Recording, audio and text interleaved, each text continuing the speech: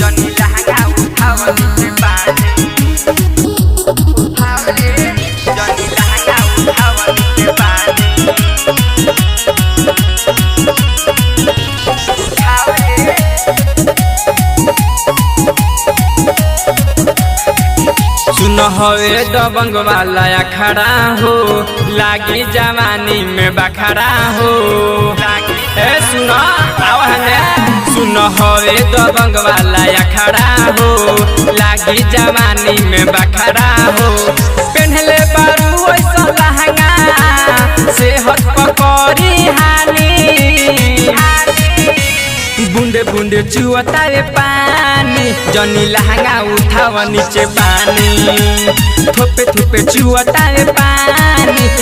करी जवानी पहानी उठाव रे अंकुश रिकॉर्डिंग स्टूडियो जादूपुर बाजार नीरज बाबू करी जवानी पहानी करी जवानी पहानी चढ़ल जवानी लेके नाचते बारू देखी के लागता आग हो निमन चुजिया के दर्शन करा द खुली जाई लइकन के भाग हो खुली जाई लइकन के भाग हो मन देखी के भइल बेशरम हो बारू थरमा में तर जैसन गरम हो लागे तू अमर पाली गोरी हो सच कहतानी थोपे थोपे चुअता रे पानी जनी लहंगा उठाव नीचे पानी बूंदे बूंदे चुअता रे पानी करी जवानी पहानी नीरज बाबू करी जवानी पहानी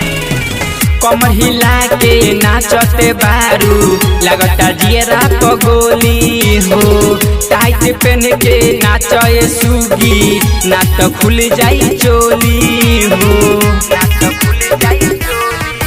धन धर्मेंद्र सेल्फी राजा के लूट लूट जवानी के मजा के राजन रोहित कहेला टोपे लगेला जवानी बूंदे बूंदे चुअता रे पानी जनी लहंगा उठाव नीचे पानी थोपे थोपे चुअता रे पानी करी जवानी पहानी